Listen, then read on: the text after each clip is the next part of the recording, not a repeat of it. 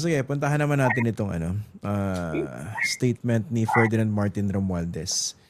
Sabi niya, finally, nag-opt na siya magsalita.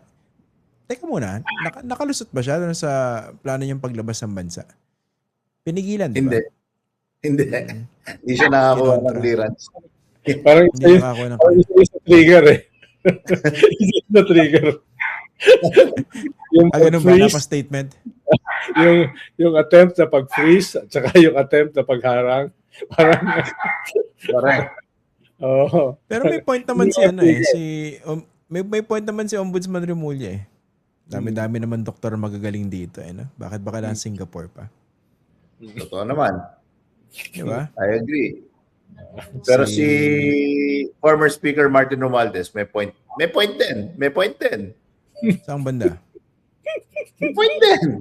That the budget is a multifaceted living thing. Tama naman siya doon. Tama naman. Pero ang sa akin lang, tulad ng pinupunto ko pa dati, Alan, San Edo, speaker ka, hindi mo alam yung ginagawa ng Appropriations Committee Chair. Dalawa lang yan eh. Ka o kasabwat ka. Number 2, medyo mas believable yung taong nagsasalita at nagtuturo ng iba kung medyo merong admission of fault or at least complicity, slight complicity, or at least I was ignorant. That is on me na hindi ko nakita itong mga to. Pero yung tao na nagtuturo sa iba tapos while simultaneously portraying himself as pure and clean as the driven snow, medyo as a persuasion specialist, napapatinga din ako ng ngipin dyan.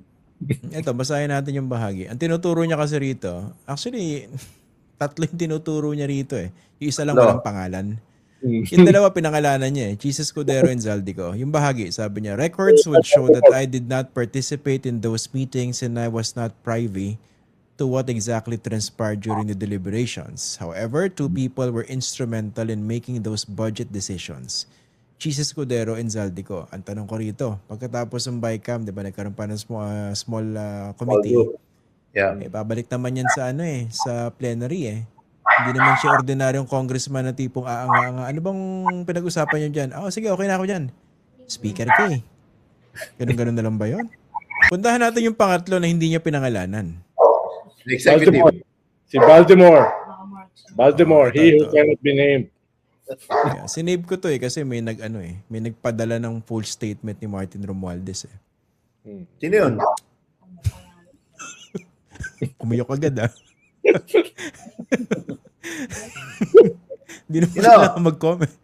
Hindi naman kailangan mag-comment. Ito yung part na yun eh. Sabi niya, that is why command responsibility is far more logically relevant in the executive branch where there is actual supervision, operational control, and implementation on the ground than in a collegial legislative body whose constitutional role is deliberation and appropriation.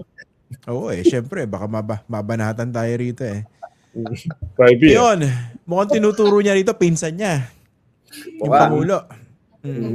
Wala lang iba. Mukha. Parang hindi naman lost in translation yun eh. No? Hindi naman. Pero kung ako kasi yung magiging advisor ni Speaker, the shorter the better. Dahil meron pa niyan merong haba. Pag lumampas ka sa haba na yun, nagpapaliwanag ka sa presinto eh.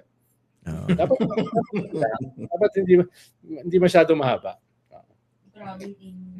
Short and stick. Parang hindi ka nagmumukha nagpapaliwanag sa presinto. Tama. Tsaka bakit ngayon lang? Bakit ngayon lang? Yun, the timing. It looks very opportunistic na parang kung iipitin ninyo ako, kakanta ako, di ba? So medyo opportunistic yung dating. Medyo mahalaga yung sinabi niya, no? I won't go down alone. No? Medyo may kaunting doon, ha? May kaunting acceptance ng guilt doon. No? Pero ang isa ko rin problema diyan, Ian, yung timing. Dahil bukas Justice Committee, ang focus dapat kay Sara, no? AMLA, Boying, at Bank saka accounts. si Trillanes, di ba? So ngayon, medyo baka matabunan na yon itong ginawa ni Martin at saka yung ginawa ni Boying. So yun ang magdo-dominate bukas. Yung Sara. Hindi na yung Sara ang magdo-dominate. Yung kay former Speaker Martina. Sure kayo? Sure kayo? Depende Well, sa lalabas bukas yan eh. Lalabas pa rin yung kay Sara. Pero ang lalabas dyan, itong freeze order, yung whole departure order, itong burn the house down speech ni Speaker Martin, yan ang magdo-dominate. No? Magiging secondary yung Justice Committee hearing. Yun yung Ako nagtataka lang ako bakit di ba yung mga Duterte supporters dati galit na galit kay former Speaker Martin Romualdez. Pag nabasa mo ngayon sa social media mo yung mga DDS pages, #protect Martin na ngayon ang hashtag. At talaga parang dati, Alan, galit na galit sila sa Saldico, di ba? So ang tawag ni Lenin tsaka ni Stalin, the direction of the main blow. Yan. Kasi magagamit nila si Martin at saka si Zaldico dun sa primary target. Primary enemy. So hindi siya principle driven. Ha? Principle? At saka yung timing nga nito, no? Actually, binanggit na rin ni Ombudsman Boying eh. Parang, teka, na-arresto si Zaldico eh. Tapos ngayon, gusto lumabas ng bansa. Miski meron siya malinaw na assurance kuno. Ay, hindi, babalik ako. Ilan days ba yung request niya? 5 days ba? 5 hindi days. Ba? 5 days, doon sa kwan, for 2 weeks. 2 weeks? Doon sa schedule. At saka diba in-announce na rin ng Office of the Ombudsman na isa siya sa mga malamang kasuhan by May. Yes, it was previously announced. At saka si Jesus Colaya. Nakukulayan talaga. Una kung mag-a-announce ka kung kailan mo kakasuhan, mas kwan yun eh. Diversionary. Doon sa tunay na date kung saan mo siya kakasuhan. No? Iba talaga. Kung sabihin mo, ay, kakasuhan ko sa Mayo, malamang hindi sa Mayo. No? Tapos ikalawa ay ang tanong ko, anong ebidensya yung gagamitin? No? Yun yung kay Cheese kasi malinaw eh. Yung si Ngu, yung si Bernardo, no? Nausap niya ito, dinala ko yung pera dito, etc. Yun yung hindi ko pa nakikita kahit do sa Blue Ribbon. No, yung kay Martin. The actual paper trail. Wala si Gutesa. Tapos itong 18 Marines, hindi ko alam kung anong status nila ngayon. No? Tapos si Saldico, wala rito at walang affidavit. So, yun lang.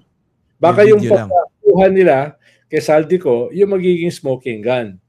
Paano papunta ron si Secretary of Justice para mag-negotiate sa Czech government na dalhin pabalik dito si Saldico? Mukhang wala talaga siyang Portuguese passport. No? Paano kung may Portuguese passport siya, ibabalik siya. Mukhang wala siyang Portuguese passport, no? Nahuli doon sa Czech Republic. Kaya siya naka-detain doon. Yes, contrary doon sa sinasabi ni Harry Roque na hindi siya nahuli, no? Mukhang talagang nahuli siya at doon pupunta si Secretary of Justice. Nakaalis na yata pupunta ron. No? Para mag-negotiate, para dalhin siya pabalik dito. No? Which means na that wasn't lost on the Speaker.